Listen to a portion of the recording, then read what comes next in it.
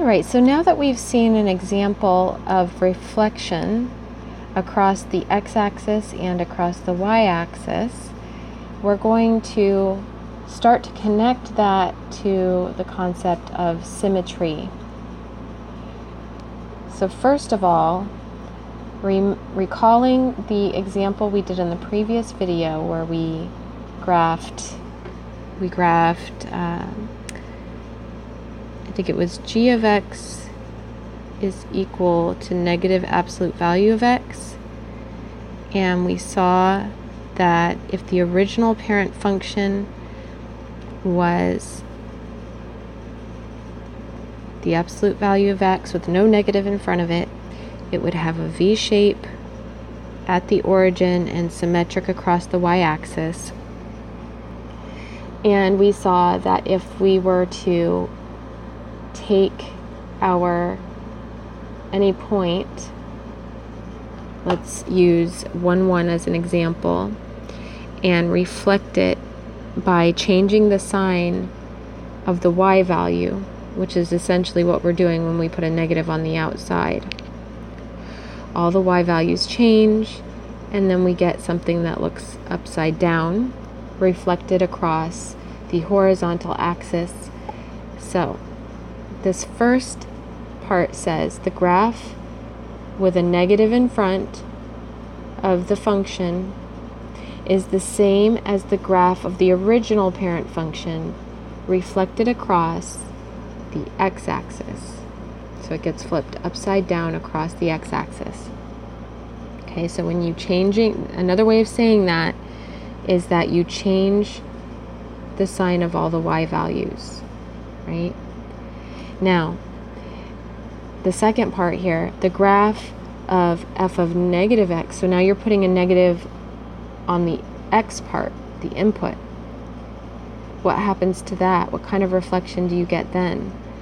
So a good example is if you have the original, let's say f of x is originally the parent function, cubing function x cubed, x to the third power, then we could try something like f of negative x would be negative x quantity cubed. And what would happen with that? We did this in the previous video. This is the original. The transformed version, by changing all the signs of the x's, would look like that.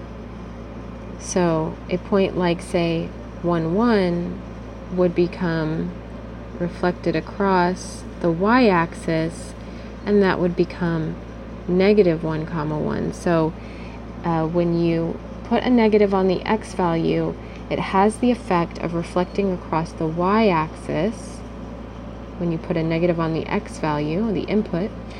And another way of saying that is that any point that lies on the original will have a similar point, but when the x values have all changed sign. Alright, so now how can we use that to test for symmetry? So knowing that when we reflect, knowing that putting a negative on all the y's, changing all the signs of the y's will cause you to reflect across an x-axis, or when you change the sign of all the x's, it'll cause a reflection across the y-axis. We can use those properties to test for symmetry on any equation. Alright, so let's recall again the original parent function, say the absolute value of x, which when we tried to reflect it across the x-axis by plugging in negative x, the picture still looked like the original. That is an example of x-axis symmetry. So we know that f of x equals absolute value of x has x-axis symmetry, or I meant to say y-axis symmetry. If you fold the picture right on the y-axis, they'll match up. The two sides will match up. Okay? All right, so what happened there? We changed the sign of x, and that didn't change the function. The function is the same.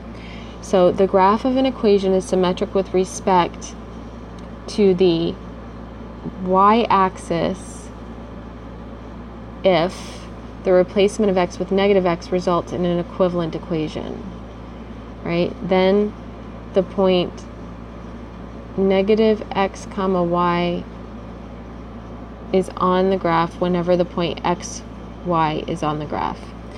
The graph of an equation is symmetric with respect to the x-axis if replacing y with negative y results in an equivalent equation. And then the point x comma negative y is always on the graph whenever the point xy is on the graph. All right, so let's see how we can use this. We're going to test for x-axis symmetry and y-axis symmetry for each of these equations. So first, let's test for x-axis, or should we try y-axis first, since that was the first one mentioned here? Let's do y-axis first. So for y-axis symmetry, we want to change the sign of x and see if we get back the original equation when we simplify. All right, so let's test for x-axis symmetry.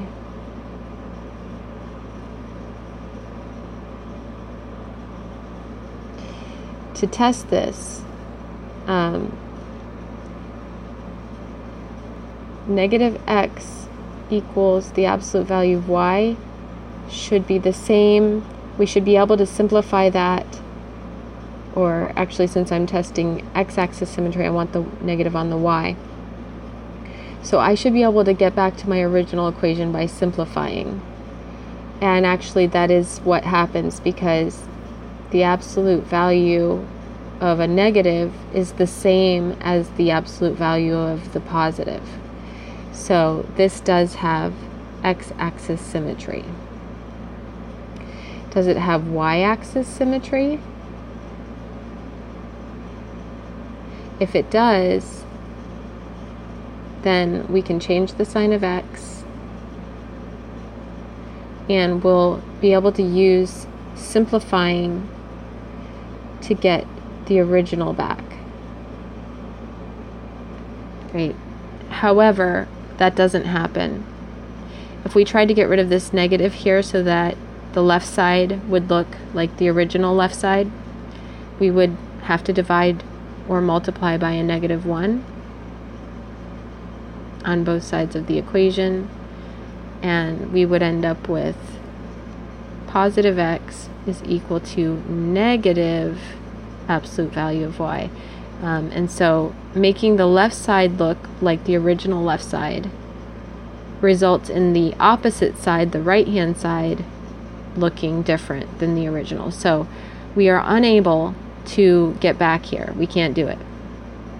So no, there is no y-axis symmetry. And in fact, this function would look like a sideways V. So you can picture it and realize that that is symmetric across the x-axis, right? If you go across the x-axis, you get a same point, or a mirror image point. But if you try to go across the y-axis, it doesn't work. All right, so for part B. So first for the x-axis, let's see.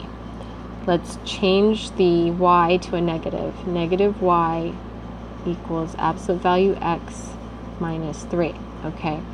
So the left-hand side looks different than the original, so let's try to fix that. Let's divide everything by a negative to get the left-hand side to look the same as the same as the original left-hand side. And we'll have y equals negative absolute value of x plus 3. Okay, so now we've accomplished making the left-hand side look the same as the original. However, the right-hand side does not look the same as the original. So the answer here is no. We do not have x-axis symmetry. Y-axis symmetry. This time we're going to change the sign of x. So y equals the absolute value of negative x minus 3. Right, so I want to try to make this right-hand side look the same as the original.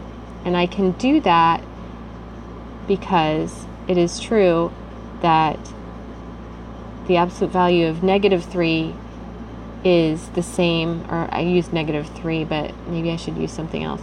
The absolute value of negative 1 would be the absolute value of positive 1. They have the same, they're equivalent. Right, so I can actually do this, and now my right hand side looks the same as the original, and my left hand side looks the same as the original, right? They all look, I get back the exact same equation. So then we would say yes to y-axis symmetry. Okay, so that's how we test for symmetry algebraically, and then putting all this in a summary. You see, let's just go through it here. Okay, this has x-axis symmetry, right? Because if I take any point and reflect it across the x-axis, I have a mirror image point. However, if I try to reflect across the y-axis, I do not have a mirror image point. So this does have x-axis symmetry because when I replace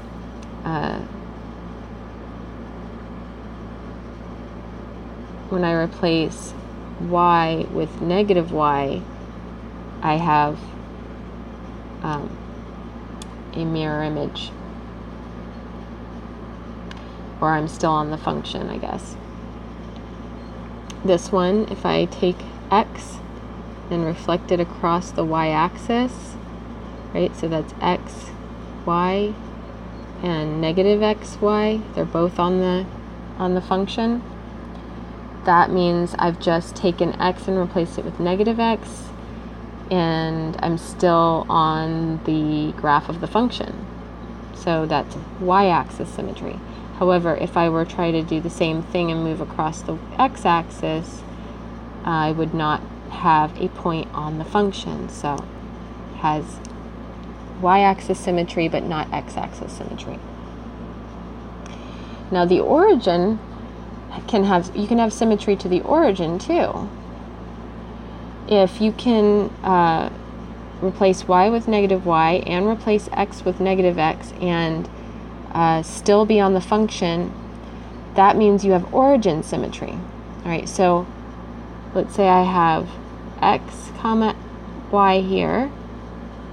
If I change the sign negative x and negative y, I'm still on the function, so that's origin symmetry. Another way of knowing that you have origin symmetry when you're looking at the picture is that if you were to just rotate this whole thing around the origin 180 degrees, half a turn, your picture will look identical. All right, so that's symmetry.